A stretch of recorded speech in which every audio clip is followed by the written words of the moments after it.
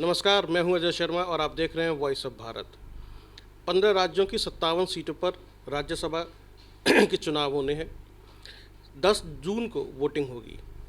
ऐसे में ये चुनाव कितना महत्वपूर्ण है और देश के बाकी के जो मुद्दे हैं वो कितने गर्मा गर्म हैं, इन्हीं सब मुद्दों पर बातचीत करने के लिए हमारे साथ मौजूद है राज्यसभा सांसद डॉक्टर अनिल अग्रवाल। आपका बहुत बहुत स्वागत है।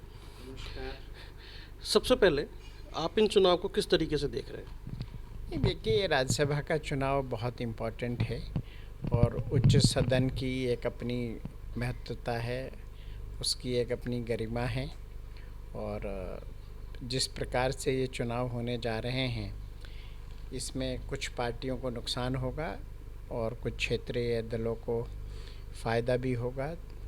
कांग्रेस का काफ़ी नीचे आने की संभावना है और क्षेत्रीय दल कुछ आगे बढ़ेंगे, जिसमें वाईएसआर कांग्रेस है, अपना आम आदमी पार्टी है। इन सबको शायद कुछ फ़ायदा होगा। आपने अभी क्षेत्रीय दलों की बातचीत की, तो उत्तर प्रदेश के अंदर समाजवादी पार्टी को कुछ फ़ायदा होगा?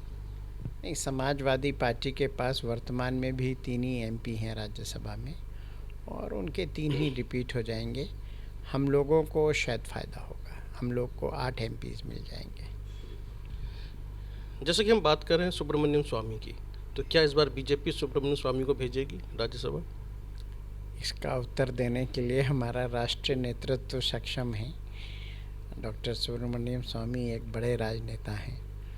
उनके बारे में मैं कुछ भी टिप्पणी करूं, ये मेरे अधिकार क्षेत्र से बाहर की बात होगी। महाराष्ट्र से छत्रपति संभाजी को लेकर वो अभी तक हमारे सांसद रहे हैं और नॉमिनेटेड एमपी थे। तो नॉमिनेशन में तो मुझे लगता है दोबारा नॉमिनेशन तो अभी तक ऐसा कम ही हुआ है कि किसी नॉमिनेटेड एमपी को दोबारा टर्म दिया गया हो। लेकिन वो एक बड़े नेता हैं और शिवाजी महाराज के परिवार से ताल्लुक़ रखते हैं, तो उनका पार्टी के साथ जुड़ा रहना पार्टी के लिए भी हितकर है और वो देश समाज की सेवा करते रहें, ऐसा शायद उनका भी मंतव्य होगा। अभी जो देश के जिस तरह के हालात हैं उनको किस तरह से देख रहे हैं? मथुरा, काशी, ताजमहल, कुतुब मीनार, दिल्ली की सड़कों के नाम पे बदल देना, तो क्या सिर्फ नाम बदलने से देश चलेगा?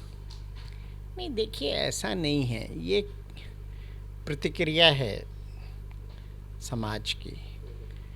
हमेशा ये बिल्कुल प्रकृति का नियम है, साइंटिफिक लॉ है, हर चीज़ का रिएक्शन होता है। तो ये मुझे लगता है उन सब चीज़ों का रिएक्शन है। लेकिन मैं फिर कहता हूँ कि बहुसंख्यक समाज, हिंदू समाज बहुत सहनशील है और उसने हमेशा से सहनशीलता का परिचय दिया है।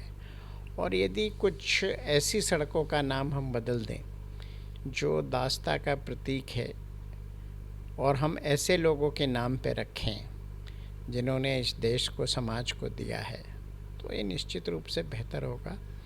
इसको मैं धर्म समाज से जोड़ के नहीं देखता हूँ। हम लोग गर्व से कहते हैं डॉक्टर एपीजे अब्दुल कलाम के नाम पे, जितना हम कर सकें उतना अच्छा होगा। तो इसको उस दृष्टिकोण से देखा जाना चाहिए। अगर किसी ने भारत पे आक्रमण किया है तो वो तो हमारा आदर्श नहीं हो सकता ना। हमारा आदर्श वो हो सकता है जिसने देश के लिए कुछ किया। बाकी के मुद्दे भी तो ज़रूरी है ना, बाकी के मुद्दे कहीं पीछे छूटते हुए दिखाई दे रहे हैं।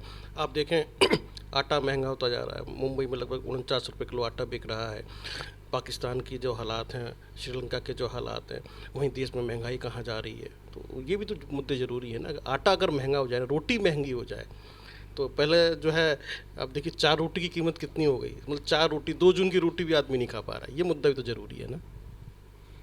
आपने अपने प्रश्न में ही इसका उत्तर मुझे दे दिया है। आपके नेबरिंग 2 बड़े कंट्री, उनमें क्या हालत है, आज अमेरिका में महंगाई की स्थिति क्या है, इंग्लैंड में महंगाई की स्थिति क्या है।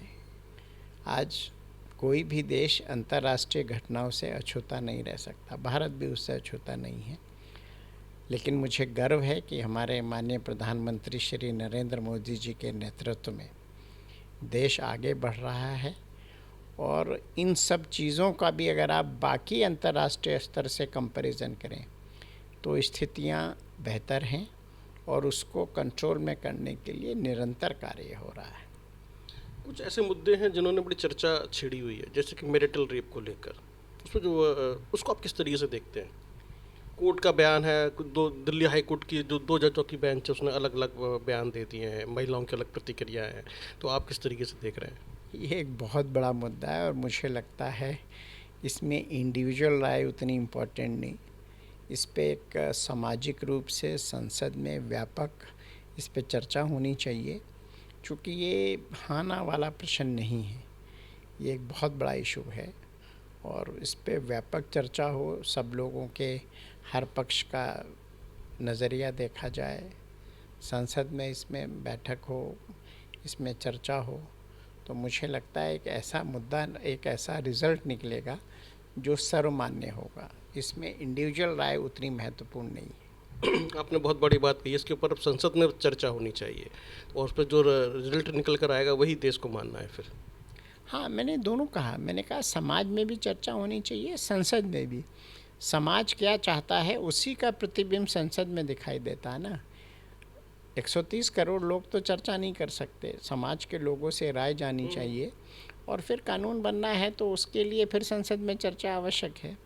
तो सबके उसमें क्या किसका नज़रिया है वो आएगा और फिर उस पर निर्णय हो। चलिए, एक और मुद्दा है 124